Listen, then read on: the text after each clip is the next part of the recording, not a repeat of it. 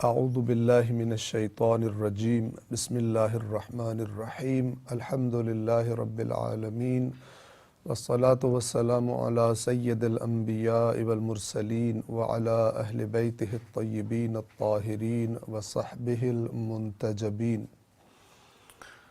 قرآن کریم کے 30ویں اور آخری جز میں ہم نے سورۃ الطارق تمام کر لی تھی اور ہم سورۃ الاعلیٰ کا ترجمہ اور مختصر وضاحت کا آغاز کرنے جا رہے ہیں۔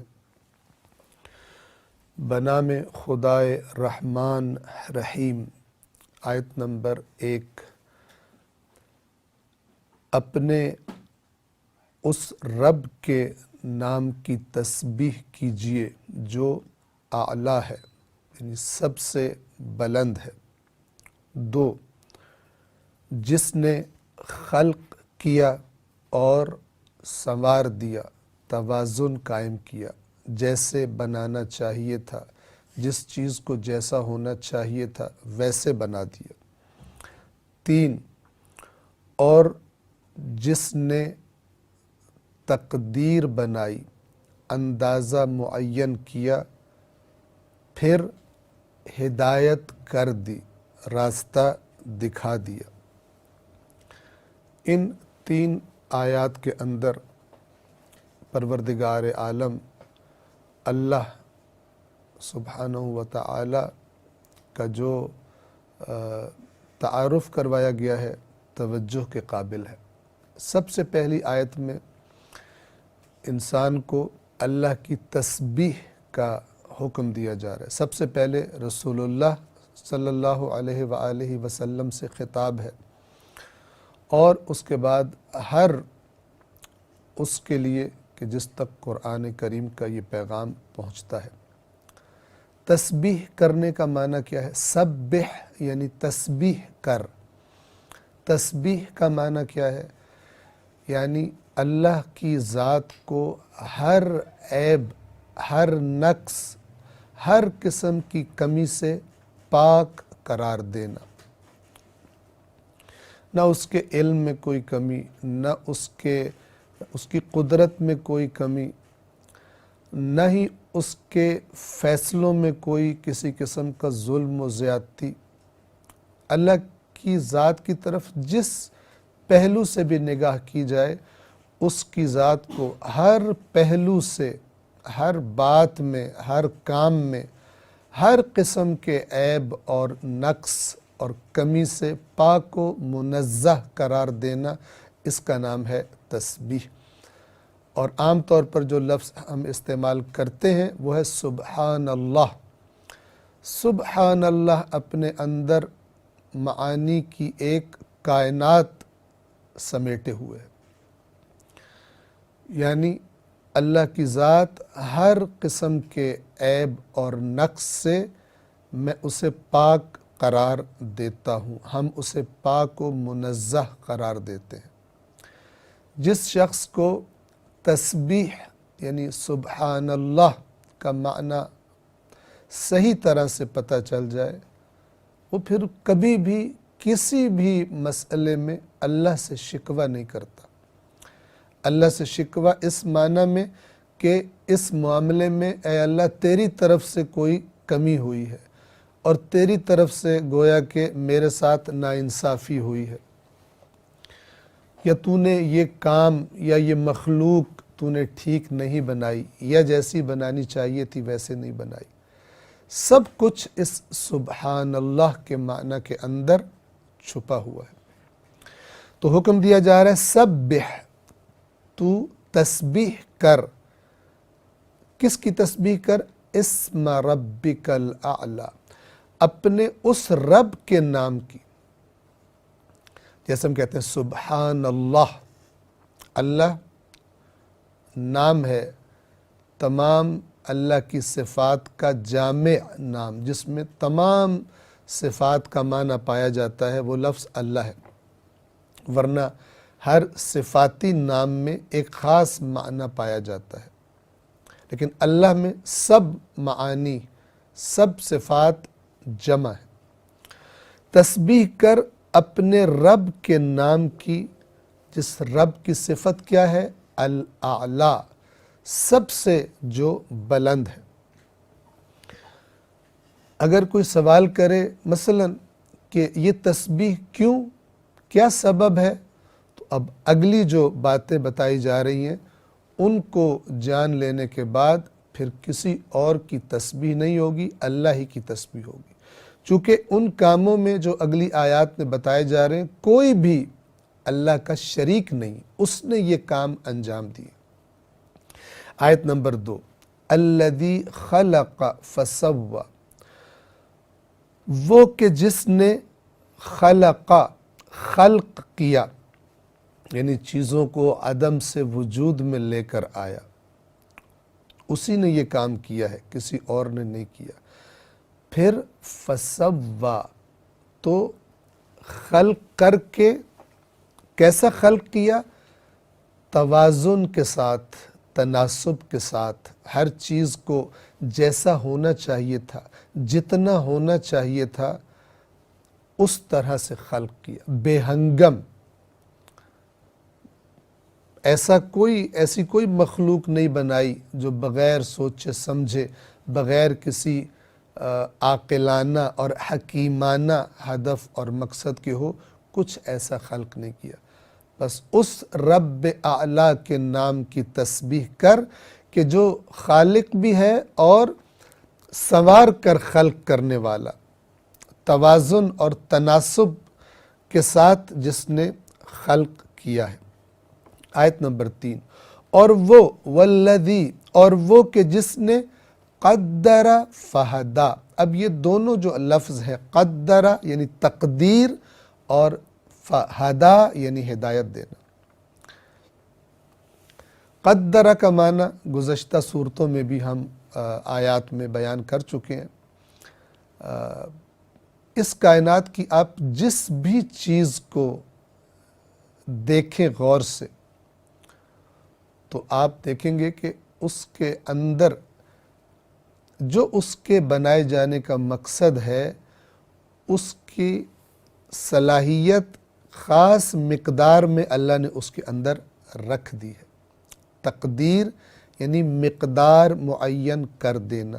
یہ جو ہم قسمت یا نصیب کا لفظ اردو میں استعمال کرتے ہیں، اگرچہ یہ دونوں بھی عربی زبان کے لفظ ہیں اور ان کا اپنا معنی ہے، لیکن اردو میں ہم تقریباً قسمت اور نصیب کو ایک ہی معنی میں استعمال کرتے ہیں اور تقدیر بھی کہہ دیتے ہیں۔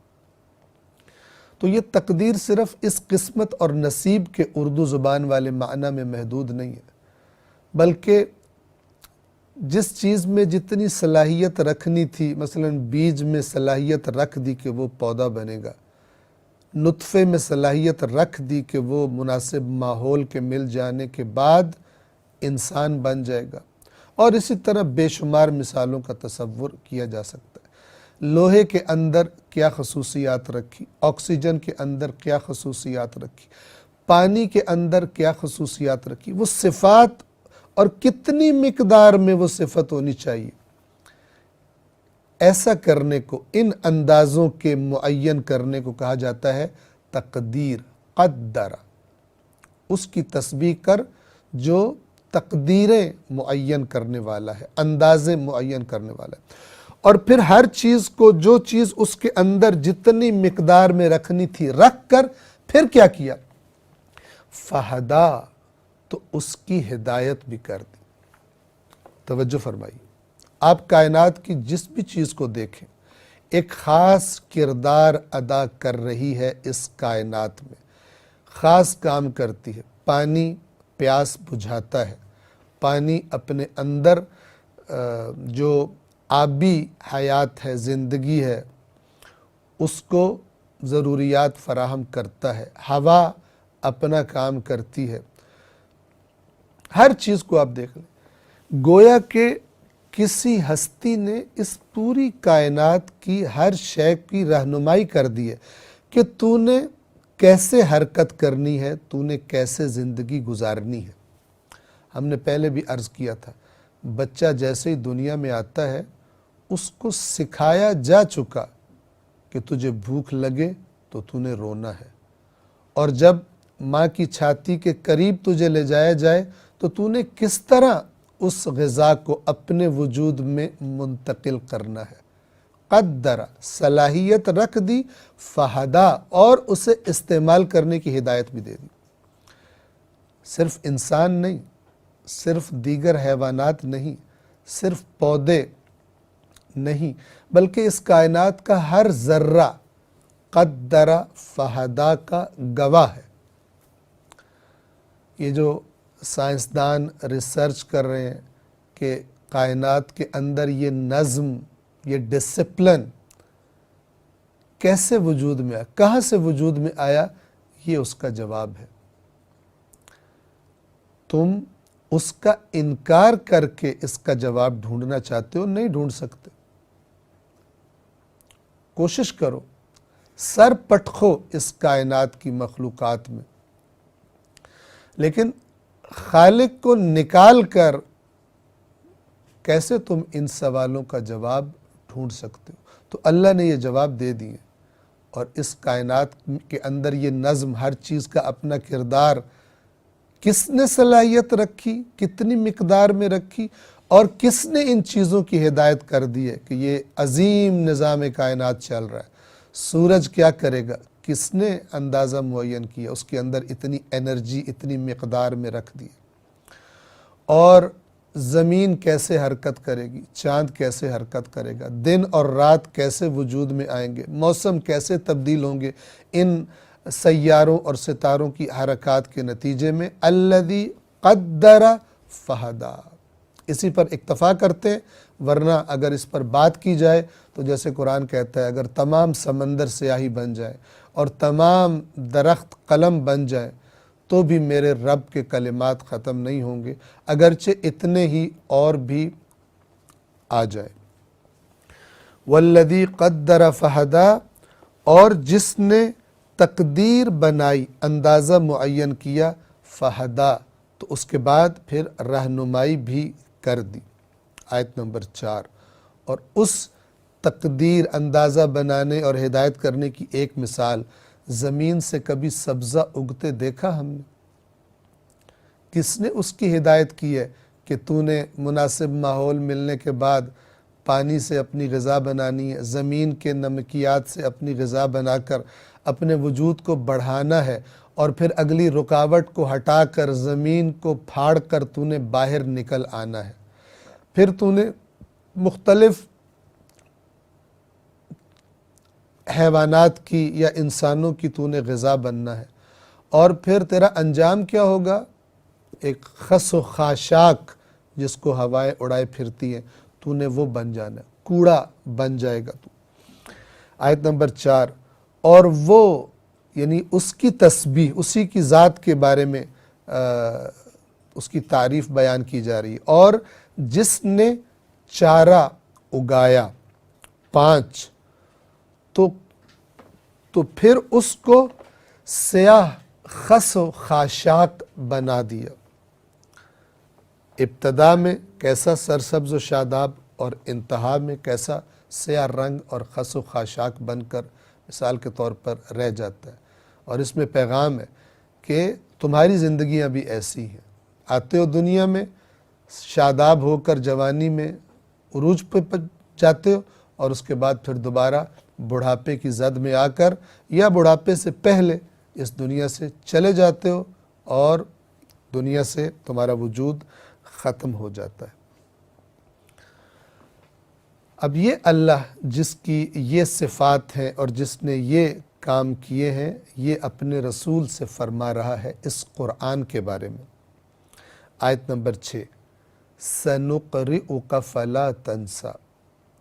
ہم یہاں پہ عرض کر دیں کہ یہ آخری قرآن کے جو پارے کی صورتیں ہیں، اس کے بعد سے ہم ان کی عربی بھی پڑھا کریں گے، تاکہ اگر بعد میں بھی آپ سورہ کا ترجمہ اور اس سورہ کی مختصر وضاحت سننا چاہیں تو عربی کے الفاظ کا معنی بھی انشاءاللہ جس قدر ممکن ہے وہ ہم الفاظ کو پڑھ کر بیان کرتے جائیں گے۔ سَنُقْرِئُكَ فَلَا تَنْسَى، سَنُقْرِئُكَ، عنقریب ہم آپ کو پڑھائیں گے اے رسول۔ کیا پڑھائیں گے؟ یہ نقرئ قراءت سے ہے، قرآن ہم آپ کو پڑھائیں گے۔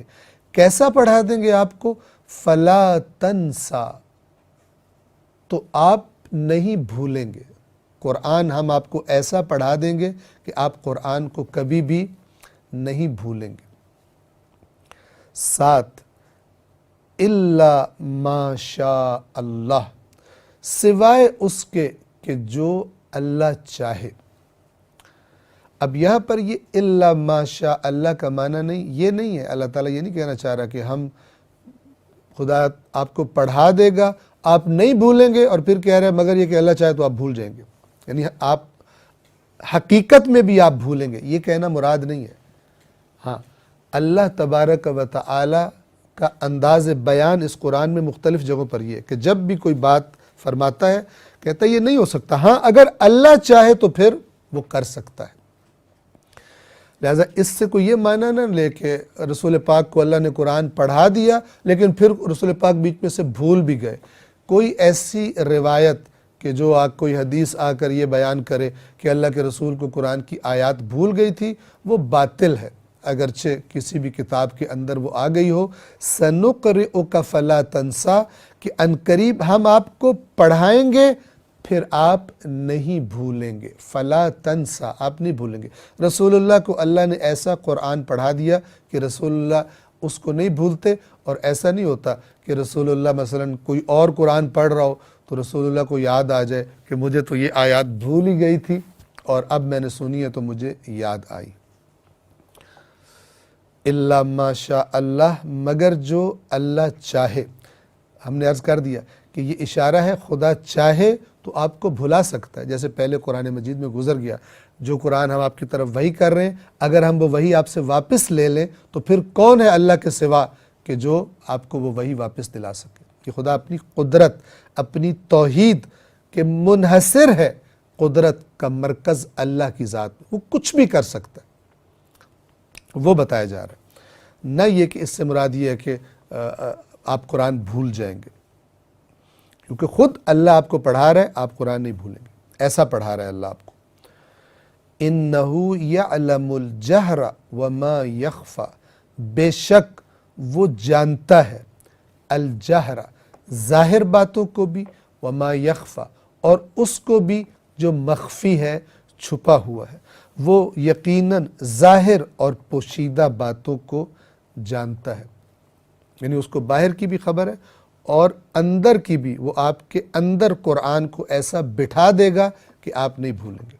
وہ جانتا ہے کس طرح یاد کرانا ہے، کس طرح پڑھایا جائے گا، تو جس کو پڑھایا جا رہا ہے وہ کبھی بھی نہیں بھولے گا۔ آیت نمبر 8 مکی سورہ ہے، مشکلات کا زمانہ ہے، شدید مشکلات ہیں، شدید پریشانیاں ہیں۔ اللہ تبارک و تعالی تسلی دے رہا ہے اپنے نبی کو۔ آیت نمبر 8 وَنُيَسِّرُكَ لِلْيُسْرَى، اور ہم آپ کے لیے آسان طریقہ فراہم کر دیں گے، یعنی یہ جو مشکلات آپ کو درپیش ہیں ان سے گزرنے کا راستہ ہم آپ کے لیے آسان کر دیں گے، اور اس کا نتیجہ آسانیوں میں نکلے گا۔ وہ مشکلات جو مکہ میں تھی، کچھ عرصے کے بعد مدینہ میں اللہ تبارک و تعالی نے ان مشکلات کو ختم کر دیا، فتوحات عطا کر دی اور اقتدار عطا کر دیا۔ وَنُيَسِّرُكَ لِلْيُسْرَى، اور ہم آپ کے لیے آسان طریقہ فراہم کر دیں گے۔ 9 آپ کی ذمہ داری کیا ہے؟ آیت نمبر 9 اس قرآن کے ذریعے آپ نصیحت کرنی ہے، آپ نے تبلیغ کرنی ہے۔ فَذَكِّرْ، پس یاد دہانی کروائیے، ذکر وہی تذکرہ، نصیحت، یاد دہانی کروائیے، ان نفعت الذکر، اگر یہ نصیحت اور یاد دہانی فائدہ مند ہو۔ کیا مطلب ایسے لوگ کہ جو سننے کو تیار ہی نہیں ہیں، پھر ان پر وقت ضائع نہ کیجئے، اوروں کو جا کر دعوت دین دیجئے، جن کے بارے میں، جن کے رویے سے واضح ہو جائے کہ وہ ہٹ دھرمی پر ضد پر ہیں، ماننا ہی نہیں انہوں نے، تو ان پر وقت ضائع نہ کیجیے، پیغام پہنچا کر اتمام حجت کر دیجیے، لیکن پھر ان پہ وقت ضائع نہ کیجیے۔ پھر اوروں کو ان جگہوں کو دیکھیے جہاں پر یہ قرآن کی نصیحت نفع فائدہ دے گی، فذکر تو یاد دہانی کروائیے، ان اگر نفعت الذکرہ یہ نصیحت، یہ یاد دہانی نفع دیتی ہو۔ پس جہاں نصیحت مفید ہو آپ نصیحت کیجئے۔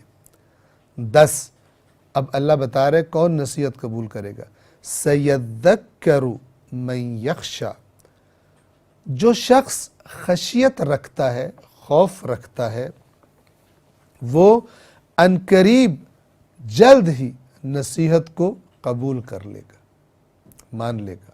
جو ہٹ دھرم نہیں ہے، جو ضدی نہیں ہے، جو عقل کو استعمال نہ کرنے پہ تلا ہوا نہیں ہے، عقل استعمال کرتا ہے، سمجھداری سے کام لیتا ہے، وہ عنقریب بہت جلد اس نصیحت کو قبول کر لے گا۔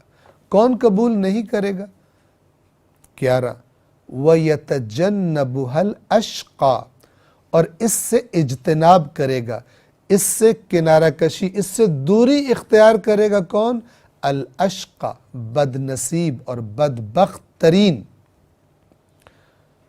کون ہے بدبخت ترین؟ جو عقل جیسی نعمت کو بات سمجھنے کے لیے، پیغام سمجھنے کے لیے، قرآن سمجھنے کے لیے استعمال نہ کرے،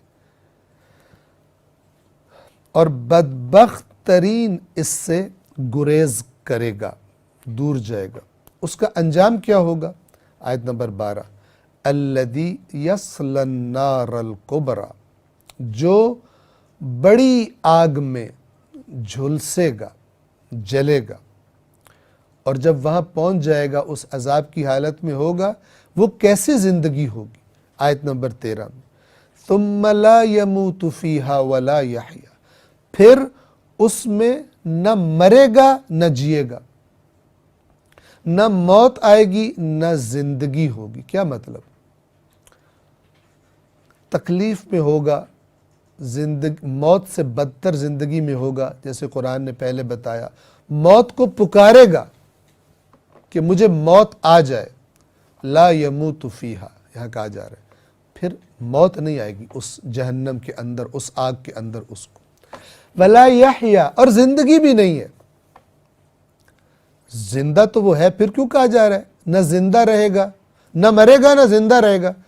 کیوں کہا جا رہا ہے زندہ بھی نہیں رہے گا؟ اس لیے کہ دنیا میں بھی ہم جب کسی انسان کو شدید تکلیف میں دیکھیں جس کا علاج ہی کوئی نہ ہو، شدید بیماری میں وہ تڑپ رہا ہو، تو اور معلوم ہو جائے کہ اس بیماری سے اس کو نجات نہیں ملنے والی، تو کیا بعضوں کا جملہ بولتے ہیں، اس زندگی سے تو موت بہتر ہے، یعنی موت سے بدتر زندگی ہے، اسے زندگی نہیں کہا جا سکتا۔ زندگی کسے کہتے ہیں؟ جس میں آرام ہو، سکون ہو، خوشی ہو، آسائش ہو، یہ جہنم میں نہیں ہوگی، بس وہ زندہ بھی نہیں ہے، یعنی جسے زندگی کہا جا سکتا ہے وہ حالت بھی اس کی نہیں ہے، نہ مرے گا نہ ہی جیے گا۔ اس کیفیت میں جہنم میں وہ جو جائے گا جو اللہ کی اس نصیحت کو قبول کرنے سے اجتناب کرتا ہے، اس سے دور بھاگتا ہے۔ اور اس کے مقابلے میں کامیابی کس کے لیے؟ آیت نمبر 14 قد افلح من تزکا، بے شک فلاح پا گیا وہ جس نے پاکیزگی اختیار کی۔ تزکا تزکیہ سے ہے، تزکیہ یعنی پاک کرنا، تزکا یعنی وہ قبول کر لینا، پاک ہو جانا، تزکیے کا اثر قبول کر لینا۔ بے شک جس نے پاکیزگی اختیار کی وہ فلاح پا گیا۔ قرآن کیا کرتا ہے؟ رسول اللہ قرآن کے ذریعے کیا کرتے ہیں؟ پاک کرتے ہیں۔ کس سے پاک کرتے ہیں؟ ہر اس چیز سے کہ جو انسان کے کمال تک پہنچنے میں رکاوٹ ہے، اور اس کا نام جرم ہے، اس کا نام گناہ ہے، اس کا نام سرکشی ہے، اس کا نام اللہ کی نافرمانی ہے۔ ان چیزوں سے قرآن کے ذریعے اللہ کا نبی انسانوں کو پاک کرتا ہے۔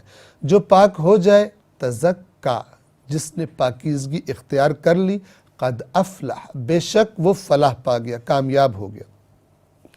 اور اس شخص کی علامتیں کیا ہے، اس کے اندر کیا صفات پیدا ہو جاتی ہیں؟ آیت نمبر 15، وَذَكَرَ اسْمَ رَبِّهِ، اور جس نے اپنے رب کے نام کو یاد رکھا۔ اے ایمان والو، کثرت سے اللہ کو یاد رکھا کرو، اللہ کا ذکر کیا کرو۔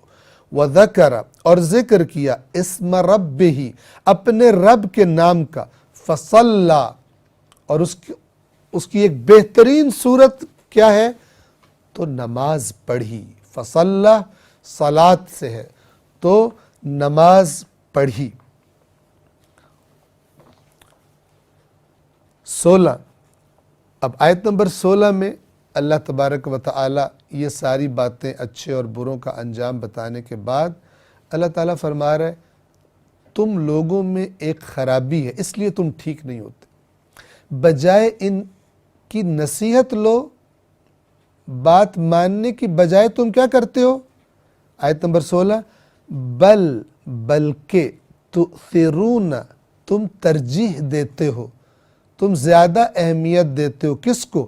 الحیات الدنیا، دنیاوی زندگی کو۔ الدنیا کا اصل معنی ہے قرب اور پستی کا۔ پست، گھٹیا زندگی کو تم لوگ ترجیح دیتے ہو۔ کس کے مقابلے میں پست اور گھٹیا ہے؟ آخرت کے بدلے میں۔ اسے تم بھلائے رکھتے ہو۔ کیا مطلب؟ تمہارا پرابلم یہ ہے، تمہاری بیماری یہ ہے اے انسانوں، اس بیماری کی وجہ سے تمہیں یہ نصیحتیں اچھی نہیں لگتی اور تم قبول نہیں کرتے، اس لیے کہ تم دنیا کو ترجیح دیتے ہو آخرت پر۔ تو پھر ہوتا کیا ہے؟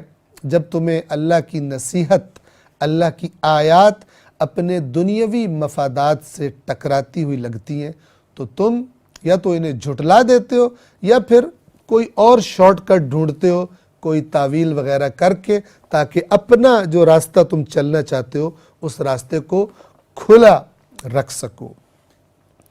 بل تؤثرون الحیات الدنیا، بلکہ تم تو دنیاوی زندگی کو ترجیح دیتے ہو، جبکہ باقی رہنے والی اور بہتر چیز کون سی ہے؟ حقیقت کیا ہے؟ آیت نمبر 17، والآخرۃ خیر وابقی، جبکہ آخرت بہتر بھی ہے اور باقی رہنے والی بھی ہے۔ یعنی وہ ہے بھی بہتر، اپنی اس زندگی، وہ زندگی اپنی کوالٹی کے اعتبار سے بھی بہت بہتر ہے، اور اس اعتبار سے بھی کہ یہ دنیا عارضی ہے اور وہ باقی رہنے والی ہے۔ دونوں اعتبار سے آخرت بہتر ہے۔ اور یہ بات جو تمہیں بتائی جا رہی ہے اے مکہ والو، اے قرآن پڑھنے اور سننے والو، یہ کوئی نئی بات نہیں ہے، یہ وہی پیغام ہے جو گزشتہ انبیاء پر نازل ہوا، ان کی کتابوں اور ان کے صحیفوں میں موجود تھا، یہ کوئی نئی بات نہیں ہے۔ 18، ان ھذا لفی الصحف الاولی، بے شک یہ یقیناً پہلے صحیفوں میں بھی تھا۔ یعنی یہی باتیں جو تمہیں بتائی جا رہی، یہی نصیحت، یہ پہلے صحیفوں میں بھی موجود تھی، اور ان میں سے 2 بڑے انبیاء کے صحیفوں کی طرف اشارہ کیا گیا۔ آیت نمبر 19 جو آخری آیت ہے سورۃ الاعلیٰ کی، صحف ابراہیم و موسیٰ، ابراہیم اور موسیٰ علیہم السلام کے صحیفوں میں، کہ جو 2 اولی العزم اور عظیم الشان اللہ کے پیغمبر تھے۔ سورۃ الاعلیٰ کے بعد سورۃ الغاشیہ کا ہم آغاز کر رہے ہیں، ترجمہ اور مختصر وضاحت۔ بنام خدائے رحمان رحیم، هل اتاک حدیث الغاشیہ، آیت نمبر 1، کیا آپ کے پاس چھا جانے والی کی خبر پہنچی ہے؟ غاشیہ، چھا جانے والی، مراد قیامت ہے، کیونکہ وہ ہر چیز کو اپنی لپیٹ میں لے لے گی، قیامت سے کوئی بچ نہیں سکے گا۔ تو اے رسول، کیا آپ کے پاس، اے قرآن پڑھنے والے سننے والے، کیا تیرے پاس غاشیہ کی حدیث یعنی غاشیہ کی خبر، بات پہنچی ہے؟ وہ غاشیہ، وہ ڈھانپ لینے والی، وہ چھا جانے والی جب آئے گی تو کیا منظر دیکھنے کو ملے گا۔ آیت نمبر 2، وجوہن، کچھ چہرے، یومئذن، اس دن جب وہ آئے گی، خاشعہ، جھکے ہوئے ہوں گے۔ اب یہ جھکے ہوئے شرمندگی، ندامت، پچھتاوا، حسرت، اس کی وجہ سے چھپے ہوئے۔ دنیا میں بڑے متکبر تھے، بڑے شان و شوکت والے تھے، بڑے ڈٹ جاتے تھے اپنی ضد پر، لیکن اب آنکھیں بھی نہیں اٹھائیں گے۔ وجوہن یومئذن خاشعہ، اس دن کچھ چہرے خار ہوں گے، ذلیل و خار، خار کا ترجمہ یہاں پر کیا گیا ہے۔ خاشعہ کہتے ہیں جھکا ہوا، ذلت کی وجہ سے بھی جھکا ہوا ہو سکتا ہے، اور یہاں پر مراد وہی ذلت اور خاری والا ہے۔ آیت نمبر 3 بہت بڑا پیغام، بیدار کرنے والا پیغام دے رہی ہے ہم کو۔ کیا ہے آیت نمبر 3 میں؟ عاملۃ ناصبہ، عاملہ، عمل کرنے والے، محنتیں، دنیا میں محنتیں کرنے والے، لیکن یہ محنتیں اللہ کے قانون کے خلاف، اللہ کی نافرمانیوں میں، ان کاموں میں، دنیا بنانے کے لیے، دنیا کے اقتدار اور دنیا کی لذتیں حاصل کرنے کے لیے بڑی محنت کی تھی انہوں نے، اوور ٹائم لگاتے تھے، رات بھر محنت کرتے تھے تاکہ بنا سکیں، لیکن اللہ نہیں تھا ان کی زندگیوں میں۔ مقصد زندگی جو خدا نے بتایا تھا اس کی انہیں پرواہ ہی نہیں تھی، اسی دنیا کو سب کچھ سمجھ بیٹھے تھے۔ تو محنتی بہت تھے، اب قیامت کو ان کی حالت بتا رہی ہوگی، بڑے انہوں نے محنتیں کی ہیں دنیا میں، اور ان محنتوں کی وجہ سے، عاملتن، ان اعمال کی وجہ سے، ناصبہ، تھکے ہوئے۔ آپ نے دیکھا ہوگا اگر کوئی شخص بہت زیادہ کوئی محنت مشقت والا کام کر کے جب وہاں سے ہٹتا ہے، اس کی حالت، اس کا چہرہ، اس کے چلنے کا انداز، اس کے بیٹھنے کا انداز، اس کی باتوں کا انداز، اس کے دیکھنے کا انداز، ہر ایک چیز بتا رہی ہوتی ہے کہ یہ تھکا ہوا ہے۔ قیامت کے دن بھی کچھ چہرے اللہ فرما رہا ہے، بتا رہے ہوں گے کہ بڑے انہوں نے محنتیں کی ہیں اور بڑے تھکے ہوئے ہیں، لیکن جب تھکے ہوئے کو اس کی محنت کا اجر ملتا ہے تو تھکاوٹ کی جو تلخی ہے وہ بھول جاتا ہے اس کا چہرہ کھل اٹھتا ہے۔ سارا سال دن رات محنت کرنے والا، پڑھائی کرنے والا بچہ جب رزلٹ اناؤنس ہوتا ہے اسے بھول جاتی ہے ساری تلخی، سارا جو رنج سفر ہے بھول جاتا ہے۔ منزل کی لذت منزل پر پہنچنے کی اتنی زبردست ہوتی ہے، لیکن یہ کون لوگ ہیں؟ عاملۃ ناصبہ، محنتیں کر کر کے تھکے ہوئے، نتیجہ کیا مل رہا ہے ان کو؟ 4، تصلی نارا حامیہ، بھڑکتی ہوئی، دہکتی ہوئی آگ میں جھلسیں گے۔ اب کسی کو پتہ چلے کہ میں تو جو محنت کرتا رہا ہوں وہ تو سلیبس ہی نہیں تھا، یعنی میں نے جو سارا سال محنت کی، ساری زندگی جو میں نے محنت کی، یہ تو سلیبس ہی کوئی شیطان کا دیا ہوا تھا، اللہ کے سلیبس کے مطابق تو میں نے محنت ہی نہیں کی۔ اللہ کے رسول نے جو سلیبس دیا تھا، جو نصاب دیا تھا، جس کو پڑھنا تھا، جس کے مطابق پریکٹیکل کرنا تھا، عمل کرنا تھا، وہ تو نہیں کیا۔ نتیجہ کیا ہے؟ جہنم ہے۔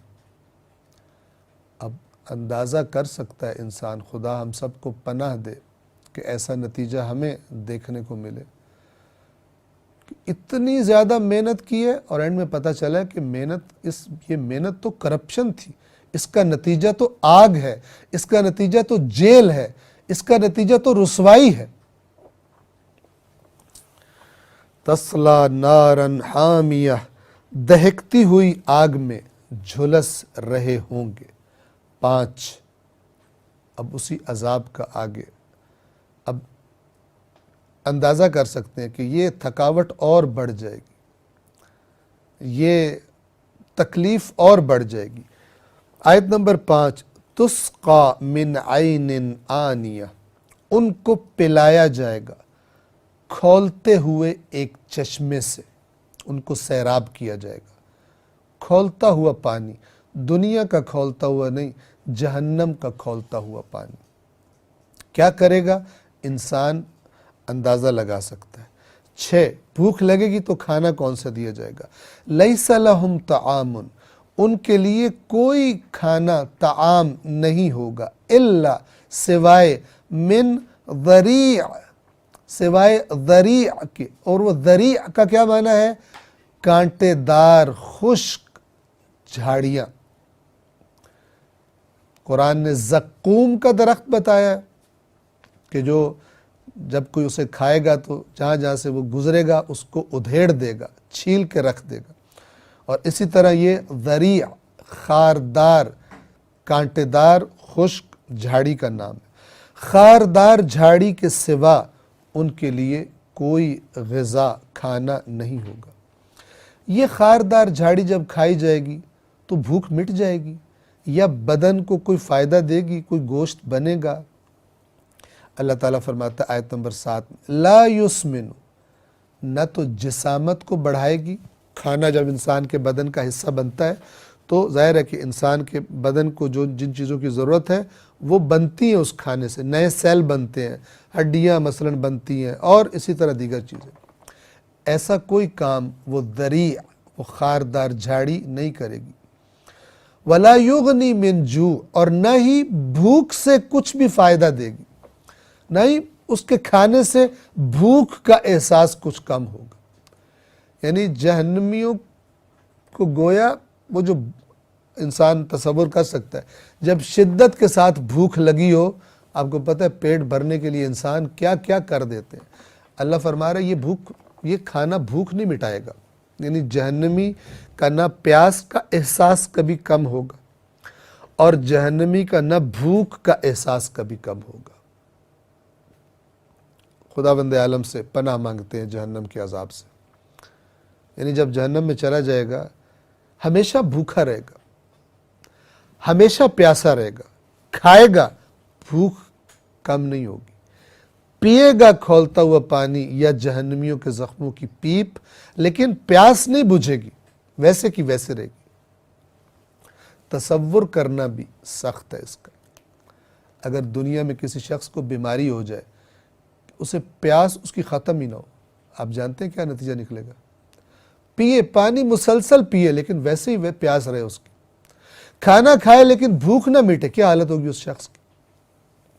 دنیا میں تو ہو سکتا ہے وہ اپنی پسند کی غذائی کھائے گا یا پسند کی چیز پیے گا، لیکن آخرت میں کیا کھائے گا کیا پیے گا، پھر بھی بھوک اور پیاس نہیں مٹے گی۔ یہ ان کا بیان، ان کی حالت کا بیان جو دنیا میں غلط نصاب پر زندگی گزارتے رہے، غلط سلیبس ان کو بتایا گیا تھا، انہوں نے سنجیدگی سے غور نہیں کیا۔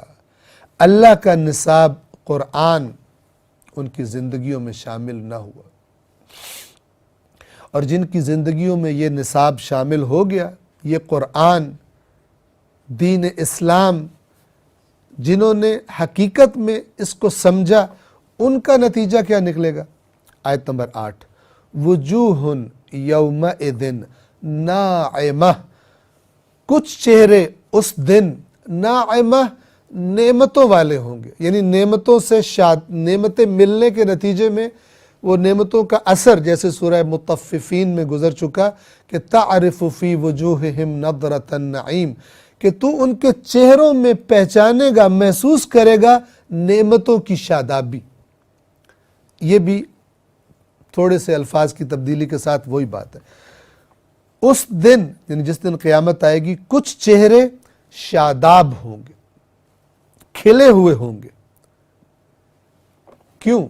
آیت نمبر 9، لِسَعْيِهَا رَاضِيَةٌ، اپنی کوششوں پر جو انہوں نے دنیا میں کی تھی، راضیہ، راضی ہوں گے۔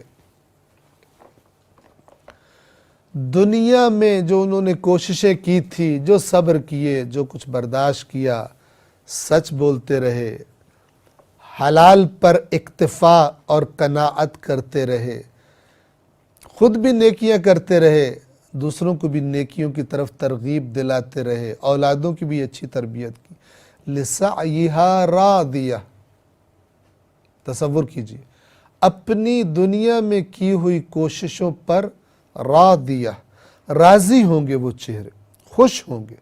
کہاں ہوں گے؟ آیت نمبر 10، فی جنت عالیہ، ایک ایسی جنت میں جو بڑی عالی ہے، جو بڑی اعلیٰ ہے اپنی ہر نعمت کے اعتبار سے۔ 11، لا تسمع فیہا لاغیہ، نہیں سنیں گے اس میں کوئی لغو اور بیہودہ بات۔ دنیا میں بہت سن چکے خدا کی خاطر، اپنی نیکیوں کی وجہ سے بدکاروں سے اور اللہ کے نافرمانوں سے بہت کچھ سن چکے، بڑے تانے، بڑے بہتان، بڑی اذیت والی باتیں سن چکے، اب نہیں سنیں گے۔ لا تسمع فیہا لاغیہ، کوئی لغو اور بیہودہ بات نہیں سنیں گے۔ اور جنت میں ان کے لیے کیا کیا ہوگا؟ آیت نمبر 12، فیہا عین جاریہ، اس میں ایک چشمہ جو جاری ہے۔ 13، مختلف چشمے ہوں گے، کسی خاص چشمے کا، یعنی جو بھی چشمہ ہوگا ایسا جاری کہ جو رکے گا نہیں، خشک نہیں ہوگا۔ 13، فیہا، اس میں یعنی جنت میں، سررن، مسندیں، تخت، مرفوعہ، بلند کیے گئے، اونچے۔ 4، وَأَكْوَابٌ، اور پیالے، جام، موضوعہ، رکھے ہوئے، ایک ترتیب کے ساتھ، بہترین گویا کہ ڈیزائن کے ساتھ رکھے ہوئے۔ 15، وَنَمَارِقُ، اور تکیے، مصفوفہ، صفوں میں ترتیب کے ساتھ رکھے ہوئے۔ گویا کہ جنتیوں کی جب گیدرنگز ہوں گی، محفلیں لگیں گی تو شان و شوکت عجیب ہوں گے۔ اب یہ وہ الفاظ ہیں کہ جن کا تصور مکے والے اور باقی سننے والے کر سکتے ہیں کہ جب بادشاہ کوئی محفل لگاتے ہیں اور اپنے مقربین کو، اپنے بلائے ہوئے مہمانوں کو جب عزت بخشتے ہیں تو کیسی ان کی پذیرائی اور ان کا ویلکم اور ان کے بیٹھنے کے لیے کیسی نشستیں اور کیسی چیئرز اور کیسے مثلا صوفے اور تخت، جو بھی آپ اسے کہہ لیں، کیسے اچھے ڈیزائن سے۔ آپ کو پتہ ہے آج کل دنیا میں ہر چیز کے لیے ایک ذوق چاہیے، اور عمرا کہتے ہیں کہ ایسی سیٹوں کی ارینجمنٹ کرنا کہ کسی اور محفل میں ایسی سیٹنگ ارینجمنٹ نہ ہو، ایسے صوفے لگانا، ایسی کرسیاں لگانا کہ کسی نے نہ وہ ترتیب دیکھی ہو، مثلا نہ ایسے صوفے دیکھے ہوں، ایسی باتیں کی جاتی ہیں۔ تو اللہ بھی اپنی میزبانی جو اللہ نیک لوگوں کی کرنے والا ہے اس کا بیان فرماتا ہے۔ اور وَنَمَارِقُ مَصْفُوفَةٌ، اور ترتیب سے صفوں میں، لائنوں میں رکھے ہوئے تکیے۔ 16، وَزَرَابِيُّ مَبْثُوثَةٌ، اور نفیس بچھے ہوئے قالین، فرش بہترین۔ آپ کو پتہ ہے آج کی دنیا میں قالینوں کا ایک اپنا ایک انڈسٹری ہے، تو اللہ تعالیٰ فرما رہا ہے میں بھی بہترین قالین بچھوا دوں گا، اور نفیس فرش یعنی قالین بچھے ہوئے۔ یہ جنتیوں کا حال ہوگا۔ اب جہنمیوں کا حال بیان کرنے کے بعد اور جنتیوں کا حال بیان کرنے کے بعد اللہ تبارک و تعالی چند چیزوں پر جو اللہ کی مخلوقات ہیں ان کی طرف غور کرنے کی دعوت دے رہا ہے کہ اگر انسان غور کرے تو ان چیزوں کے خالق کی عظمت کا اندازہ لگا لیتا ہے۔ اب یہ جن چیزوں کا اگلی آیات میں تذکرہ آ رہا ہے، یہ تمام وہ چیزیں ہیں کہ جس معاشرے میں قرآن نازل ہو رہا تھا ان تمام چیزوں کو دیکھنا بڑا آسان تھا۔ مکے والے نگاہ اٹھا کر آرام سے اپنے آس پاس ان چیزوں کو دیکھ سکتے تھے، لہٰذا ان چیزوں کا نام لیا گیا۔ لیکن اگر کوئی ایسی جگہ پر ہو جہاں ان میں سے بعض چیزیں اس کو دکھائی نہ دیتی، تو جو دکھائی دیتا ہے وہیں سے یہ والا اثر غور کر کے لے سکتا ہے۔ آیت نمبر 17، افلا ينظرون الى الابل کیف خلقت، تو کیا یہ لوگ اونٹ کی طرف نہیں دیکھتے، اونٹوں کی طرف نظر نہیں کرتے، کیسے خلق کیا گیا ہے۔ اونٹ کی خلقت عجیب ہے۔ صحرائی زندگی جن لوگوں نے دیکھی ہے یا جو صحراؤں میں زندگی گزارتے ہیں، اور بالخصوص اس زمانے کے عرب اور بالخصوص مکہ والے، اونٹ ان کے لیے ایک عجیب و غریب، بے مثل و بے مثال نعمت ہے۔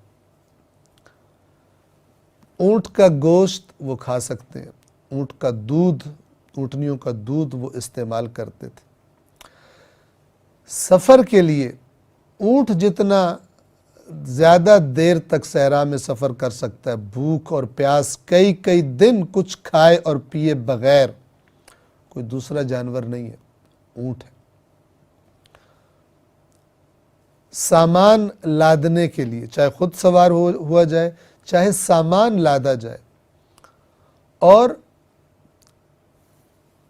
اتنا رام کر دیا گیا اللہ کی طرف سے کہ آپ 100 اونٹوں کی قطار آگے سے اگلے اونٹ کی لگام ایک بچے کے ہاتھ میں پکڑا دیں تو وہ 100 کے 100 اس بچے کے اشاروں پر چلتے رہیں گے مثلا، اور دیگر چیزیں۔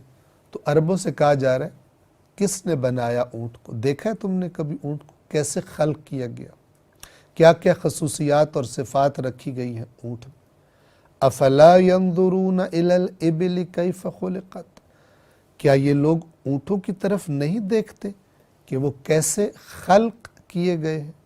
18، وَإِلَى السَّمَاءِ، اور آسمان کی طرف، یعنی کیا یہ آسمان کی طرف نہیں دیکھتے، کیف رفعت، کیسے بلند کر دیا گیا ہے اس کو۔ 19، وَإِلَى الْجِبَالِ كَيْفَ نُصِبَتْ، اور پہاڑوں کی طرف نہیں دیکھتے، کیسے گاڑ دیا گیا ہے، نصب کر دیا گیا ہے پہاڑوں کو۔ 20، وَإِلَى الْأَرْضِ، اور زمین کی طرف نہیں دیکھتے، كَيْفَ سُطِحَتْ، کیسے بچھائی گئی ہے۔ ہم مختصراً پہلے بھی بچھانے کا کیا معنی ہے، گہوارہ، أَلَمْ نَجْعَلِ الْأَرْضَ مِهَادًا، کیا ہم نے زمین کو گہوارہ نہیں بنا دیا تمہارے لیے، جیسے بچے کا گہوارہ ہوتا ہے، وہ آرام و سکون سے اس کے اندر رہتا ہے بچہ۔ اور کیا زمین کو نہیں دیکھتے، زمین کی طرف کہ وہ کیسے بچھائی گئی۔ اگر اس سب کی طرف غور سے دیکھیں، اپنے آنکھوں پر جو دنیا پرستی کا پردہ پڑ گیا ہے اور نفس پرستی کا جو پردہ پڑ گیا، اس کو ہٹا کر جو میں نے باطن کی آنکھیں دی ہیں، ان آنکھوں کی ہیلپ سے ظاہری آنکھوں سے دیکھیں، یعنی جو ظاہری آنکھ دکھاتی ہے، اندر والی آنکھ جو بصیرت ہے اس کو بھی کام میں لائیں تو یہ نصیحت پا جائیں گے، کیونکہ کوئی دعوے دار نہیں ہے اس نظام کی خلقت کا سوائے اللہ وحدہ لا شریک لہ کے۔ تو پس اے رسول آپ کی ذمہ داری کیا ہے؟ آیت نمبر 21، فذکر، تو آپ یاد دہانی کروائیے۔ بار بار کتنی یاد دہانی، کتنی تکرار ہوئی ہیں مثالیں کچھ قرآن میں، کیسے مثالوں کے ذریعے بار بار تکرار کر کے، ریپیٹ کر کے اللہ نے بات سمجھانے کی کوشش کی ہے، اور اللہ کے رسول نے اللہ کے کلام کو صاف صاف انسانوں تک پہنچایا ہے۔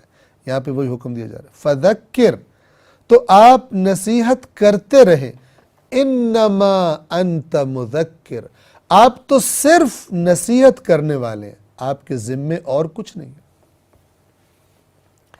22، لست علیہم بمسیطر، آپ کوئی ان کے داروغہ نہیں ہے، آپ کوئی ان کے ذمہ دار نہیں ہے کہ یہ بات کیوں نہیں مان رہے۔ آپ کا ذمہ کیا ہے؟ انما انت مذکر، آپ تو صرف یاد دہانی کروانے والے۔ یہ رسول اللہ کی ڈیوٹی ہے اللہ کی طرف سے، کوئی مانے کوئی نہ مانے، اس کا رسول اللہ سے سوال نہیں کیا جائے گا۔ لستا، تو نہیں ہے، یعنی اے رسول آپ نہیں ہیں، علیہم ان پر، بمسیطر، مسیطر کہتے ہیں جو مسلط ہو، زبردستی کوئی کام کرانے والا، نگہبان، داروغہ، آپ نہیں ہیں، آپ صرف پہنچانے والے۔ 23 نصیحتیں مان لیں گے، یعنی جو آپ نصیحت کریں گے اس کو لوگ سنیں گے، سوائے ایک خاص طبقے کے۔ کون نہیں سنے گا؟ الا، سوائے، من تولا، اس کے جو منہ موڑے، حق سے منہ موڑتا ہے کیونکہ باطل کا عاشق ہے، باطل کی عادت، عادی ہے، ایڈکٹ ہے گناہ کا، حرام لذت کا، وہ منہ پھیرے، اس کو مزہ ہی نہیں آئے گا ان باتوں کو سننے کا، سوائے اس کے جو من تولا، جو منہ موڑے، وکفر، اور کفر اختیار کرے۔ نصیحت کی جائے نہ مانے، کہ میں نے نہیں ماننی، جان بوجھ کر نہ ماننے والا، اس کا انجام کیا ہوگا؟ آیت نمبر 24 فَيُعَذِّبُهُ اللَّهُ الْعَذَابَ الْأَكْبَرَ، تو عذاب دے گا اس کو اللہ، کون سا عذاب؟ سب سے بڑا عذاب، العذاب الاکبر۔ کیوں کہا جا رہا ہے؟ اس لیے کہ دنیا کے سخت سے سخت تکلیف کا بھی اگر تصور کر لیا جائے، جہنم کا عذاب دنیا کی ہر تکلیف اور اذیت اور عذاب اور سزا سے بڑا ہے، تو اللہ اسے بڑے، سب سے بڑے عذاب میں مبتلا کرے گا۔ اور آخری 2 آیات میں اللہ فرما رہا ہے 25 ان الینا ایابہم، بے شک ہماری ہی طرف ہے لوٹ کر آنا، ہماری طرف ہے یعنی اللہ ہی کی طرف سے۔ یہاں پر بھی ہم عرض کر دیں کہ یہ پھر جو بعض لوگ ہم کے لفظ سے اس کے تشابہ سے خرابی کرنے کی کوشش کرتے ہیں، غلو کرنے کی کوشش کرتے ہیں، قرآن کی دیگر آیات کو وہ پی جاتے ہیں جہاں پر اللہ نے وضاحت سے کہا ہوا کہ یہ کام صرف میرا ہے۔ مثال کے طور پر عرض کر دوں، آپ سن چکے آغاز ماہ رمضان میں سورہ آل عمران میں 4 سپارے میں اللہ تعالیٰ فرماتا ہے کہ یہ جو عذاب ہے یا توبہ قبول کرنا ہے، اے رسول آپ کو اس کا کوئی اختیار نہیں ہے، لیس لک من الامر شیء، آپ اس امر میں، اس حکم میں آپ کے اختیار میں کوئی چیز نہیں ہے۔ او یعذبہم او یتوب علیہم، چاہے اللہ انہیں عذاب کرے یا اللہ ان کی توبہ قبول کر لے، ان پر رحمت کر لے، آپ کے اختیار میں یہ مسئلہ نہیں ہے۔ تو یہ جو ان الینا ایابہم، بے شک ہماری ہی طرف انہیں لوٹ کر آنا ہے۔ 26 ثم ان علینا حسابہم، یہ تو کہا ہی رسول پاک سے جا رہا ہے، آپ پر یہ نہیں ہے، انہیں ہماری طرف یعنی اللہ کی طرف، یہ ہماری، ہم کہنا اللہ کا، یہ اس کا مطلب قطعاً یہ نہیں ہے۔ قرآن مجید کی سب آیات کو نگاہ کرنے والے، دیکھنے والے، ان پر یہ بات واضح ہے۔ یہ جب خداوند عالم ہم کہتا ہے، یہ اپنی شان، جیسے ایک بادشاہ اپنے آپ کو ہم کہتا ہے، نہ یہ کہ اور کوئی شریک ہے اس کام میں۔ ثم ان علینا حسابہم، یہ تو کہا ہی رسول اللہ سے جا رہا ہے کہ اے رسول فذکر انما انت مذکر، آپ یاد دہانی کرائیے، آپ صرف یاد دہانی کرانے والے، لست علیہم بمسیطر، آپ ان کے ذمہ دار نہیں ہیں۔ الا من تولا وکفر، کون نہیں مانے گا نصیحت؟ جو منہ موڑ لے اور کفر اختیار کرے، فیعذبہ اللہ العذاب الاکبر، تو اسے اللہ عذاب دے گا، عذاب اکبر، سب سے بڑا عذاب۔ کب دے گا؟ کیونکہ جب وہ اللہ کی طرف لوٹ کر جائے گا۔ ان الینا ایابہم، انہیں یقیناً ہماری ہی طرف لوٹ کر آنا ہے۔ ثم ان علینا حسابہم، پھر ان کا حساب لینا بھی یقیناً ہمارے ہی ذمے ہے۔ اللہ اپنے رسول کو یہ بتا رہا ہے۔ سورۃ الغاشیہ یہاں پر تمام ہوتی ہے۔ سورۃ الفجر انشاءاللہ آئندہ درس میں بیان کریں گے۔ والسلام علیکم ورحمۃ اللہ وبرکاتہ۔